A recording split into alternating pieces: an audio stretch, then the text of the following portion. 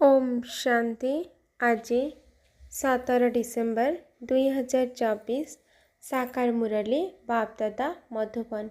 बाबा कहते मीठे बच्चे तुम्हें माने निजर सौभाग्य गढ़ापी बाबा पाखक आसीछ। परम सौभाग्य से ही संतान मानक मिली थाए जहाँकर सबकिछि ईश्वर स्वीकार करिथांती। बाबा कहते मीठे बच्चे तुम्हें माने निजर सौभाग्य गढ़ापी बाबा पाखक आसीछ। परम सौभाग्य से ही संतान मानक मिली थाए जहाँकर सबकिछि ईश्वर स्वीकार करिथांती। प्रश्न पिलामानंकर क्यों गोटे भूल जोगु माया बहुत बलवान हो जाउछि। उत्तर पिला माने भोजन समय रे बाबा को भूली जाउछंती। बाबा को न खुआइबा कारण माया और भोजन खाई जाउछि जहाँद्वारा से बलवान हो जाउछि पुणी पिलामानंकु ही हैरान करुछि। एही छोट भूल पिलामानंकु माया ठारू दूराई देउछि। सेथिपाई बाबांकर आज्ञा हेउछि पिलामाने जोगयुक्त होई भोजन कर, दृढ़ प्रतिज्ञा कर तुम सहित खाइबी। जेते मने पकेइब बाबा सेते खुशी हेबे। गीत आज नहीं तो कल बिखरेंगे यहाँ बादल। आज नहीं तो कल बिखरेंगे यहाँ बादल। ओम शांति। धारणा पाई मुख्य सार 1 नंबर श्रीमत को नोट करी अर्थात खातारे लेखि पुरुषार्थ करने को हेबा। बाबा जेपरी कर्म करी सिखाइछंती सेही परी ही करने को हेबा। विचार सागर मंथन करी ज्ञानर पॉइंट्स बाहर करने को हेबा।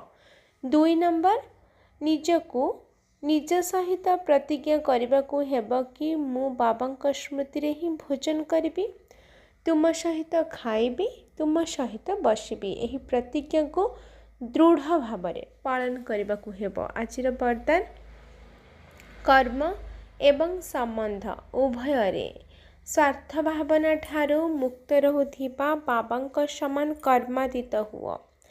कर्म एवं संबंध उभय स्वार्थ भावना ठारू मुक्त रहुथिबा बाबा समान कर्मातीत हुआ। विस्तार तुम मानकर सेवा है समस्त को मुक्त करने, तेणु अन्य मानक मुक्त करने को जाए निजको कौनसी बंधन रे बांधी दियो नाही।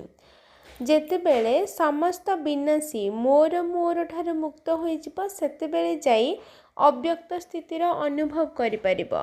जेउ पिला माने लौकिक एवं अलौकिक कर्म एवं संबंध दुईटी जाकरे स्वार्थ भावना ठारू मुक्त अटंती सेही माने ही बाबा सहित कर्मातीत स्थितिर अनुभव करि परिबे। तेणु चेक कर मु केते परिमाण रे कर्मर बंधन ठारू स्वतंत्र हेलिनी। व्यर्थ स्वभाव संस्कार वशीभूत हेबारु मध्य मुक्त हेबा दरकार।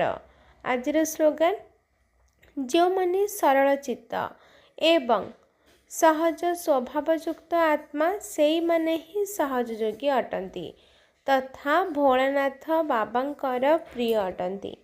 अच्छा मिठे मिठे शिकिलाधे संतान मानक प्रति माता पिता बाप दादांकर मधुर स्नेह संपन्न शुभेच्छा एवं सुप्रभात।